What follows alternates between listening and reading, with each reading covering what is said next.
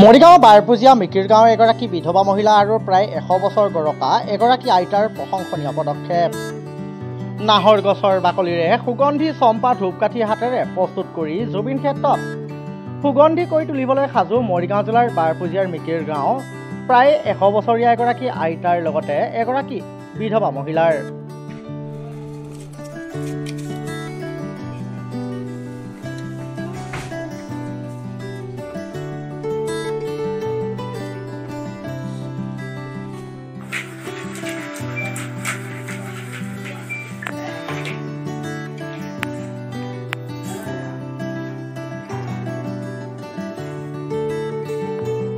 আমি সদায় ব্যৱহাৰ কৰা সুগন্ধিত ধূপ কাঠিডালো নিৰ্মাণ কৰি উলিয়াইছে নাহৰ গছৰ ছালেৰে।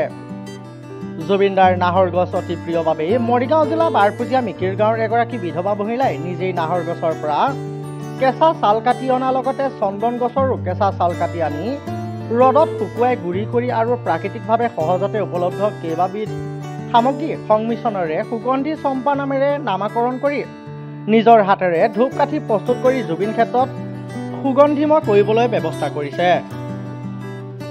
প্ৰায় 100 বছৰীয়া আইতাৰ লগতে মহিলাগৰাকীৰ প্ৰচেষ্টাত জিলাবাসীয়েও আদৰণি জনাইছে।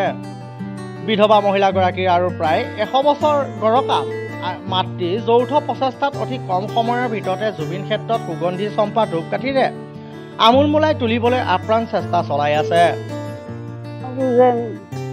সদগতি হওক আৰু সকলোৱে শান্তি পাওক আৰু যে তেওঁক ন্যায়টো দিয়ক, সকলো শান্তিৰে সৈতে থাকিব লাগে, আমিও শান্তি পাওঁ, এইবুলিয়ে আমি আগবাঢ়িছোঁ। মোৰ বয়স 95 পাৰ হৈছে আৰু কি আছে আৰু আছে আৰু বহু সৰু হৈ দিছে আৰু ইমানে মোৰ বয়স। মই যাব পাৰিম জানো আৰু নে নোৱাৰোঁ সেইটোহে ডাঙৰ কথা।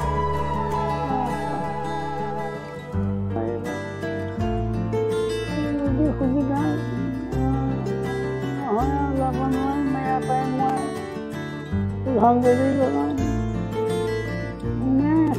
ন্যায় পাওক, ভালে কুশলে গতি পাওক, সকলোৱে শান্তি পাওক, ৰাইজৰো শান্তি হওক, এইখিনিকে বাঞ্ছা কৰি আছো। জুবিনদাৰ ন্যায়ৰ দাবীৰ লগতে জুবিনদাৰ আত্মা সদগতি কামনা কৰি নাহৰ গছৰ বাকলিৰে ধূপকাঠি প্ৰস্তুত কৰি জুবিনদাৰ ক্ষেত্ৰত গৈ অতি সোনকালে সুগন্ধি কৰি তুলিব মহিলাগৰাকীৰ লগতে প্ৰায় 100 বছৰীয়া আইতাগৰাকীয়ে। বহু কষ্টৰে নাহৰ গছৰ বাকলিৰে সুগন্ধি চম্পা ধূপকাঠি প্ৰস্তুত কৰাত সহায় কৰিছে প্ৰায় 100 বছৰীয়া আইতাই। প্ৰায় 100 বছৰীয়া আইতাগৰাকীয়ে ধূপকাঠি বনোৱাত সহায় সহযোগৰ লগতে জুবিনদাৰ আত্মাৰ সদগতি কামনা কৰা সমান্তৰালকৈ অসমৰ হিয়াৰামঠু সাৰ্থক জুবিন গাৰ্গৰ ন্যায় বিচাৰিছে মহিলাগৰাকীৰ লগতে প্ৰায় 100 বছৰীয়া আইতাই। মৰিগাঁৱৰ পৰা চন্দন হীৰাৰ ৰিপৰ্ট, লোকেল 18।